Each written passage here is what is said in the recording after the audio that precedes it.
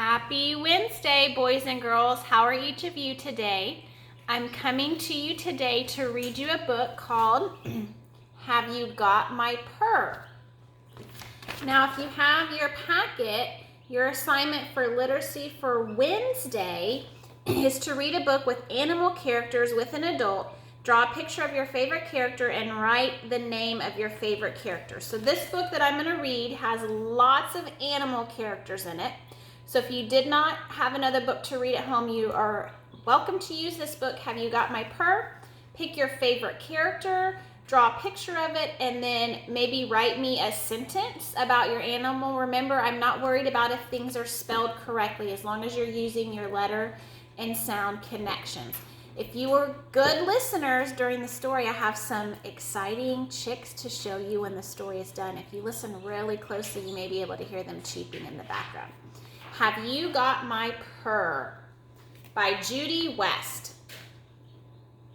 I also want you to listen for where you think the story is taking place. We call that the setting. Where do you think the setting of the story is? Kitten was sad. She could mew, she could hiss, and she could yowl, but she couldn't make the noise she liked best. She couldn't purr. "Mother," she said, "I think I've lost my purr." "Little one," her mother replied, "you will find your purr.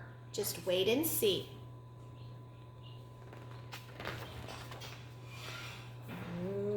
Wait!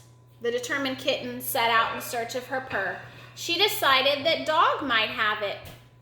"Dog?" Kitten asked, "Have you got my purr?" She climbed onto his belly to listen closely to his answer. "Woof, woof," said the startled dog. "I have a woof and not a purr. Why don't you ask Cow? She may have it." So Kitten went off to do just that. She found a perch next to the paddock and very near Cow's head. "Cow," Kitten said, looking right at her, right in the eye, "have you got my purr?" "Dog says you might." "Moo, moo," said Cow quickly. "I have my moo, but no purr. Why not ask Pig?"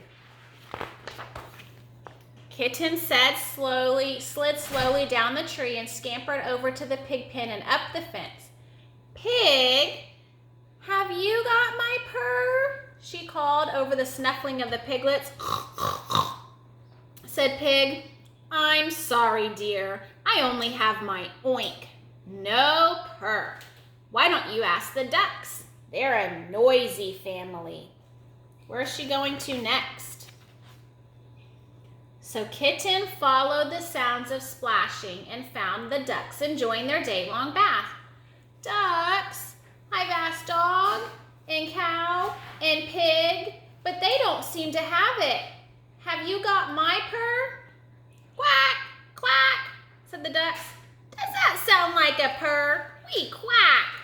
One duck offered kindly, "Why not ask Mouse?" "This would be tricky." Why do you think Kitten says this will be tricky to talk to Mouse? What do mice think about cats? This would be tricky, but Kitten really wanted her purr. She scooted over to the mouse hole, got down on her belly, and wiggled through. "Don't be afraid, Mouse," said Kitten very quietly. "You see, I'm in search for something. Have you got my purr?" "Squeak, squeak," said Mouse nervously. "I have my squeak, Kitten, but I do not have my purr. Have you asked Squeak? I mean sheep? Squeak, squeak." A little discouraged and very tired, Kitten hung her head and wandered over to the fields. "Sheep," she sighed. "I've lost my purr. Mouse says you might have it. Have you got my purr?" "Bah, bah," said Sheep. I haven't got your purr, little one. My old ba is all I have. Why not ask Owl? So Kitten stumbled sleepily over to Owl's tree and said, Owl, I've searched all day. I'm so tired. Have you got my purr? Hoo, hoo, Owl said. Silly Kitten, I have a hoot and not a purr. Why don't you go back to your mother? I'm sure you'll find your purr there. Kitten couldn't believe it. Has Mother had my purr all along? She wondered. She rushed back to the barn to call out her question one last time. Mother, have you got my purr? Do you think Mother has Kitten's purr? Oh, sweet thing, her mother said tenderly. No one can take your purr. It's inside of you. You hear it when you're happy. Come and listen. So Kitten snuggled next to his mother, and suddenly, what's going to happen? There it was. The dog did not woof. The cow did not moo. The pig did not oink. The ducks did not quack. The mouse did not squeak. The sheep did not baa. The owl did not hoot. They all watched from the door and listened silently to the most perfect purr they'd ever heard. The end. So I want you to think about where the setting of the story was and what your favorite animal from the story, so you can complete your literacy activity for Wednesday. What your favorite animal was, draw a picture of it and write me a sentence about your favorite animal. And because you were such good listeners, I will show you what we have for chicks today. So these are the chicks we have.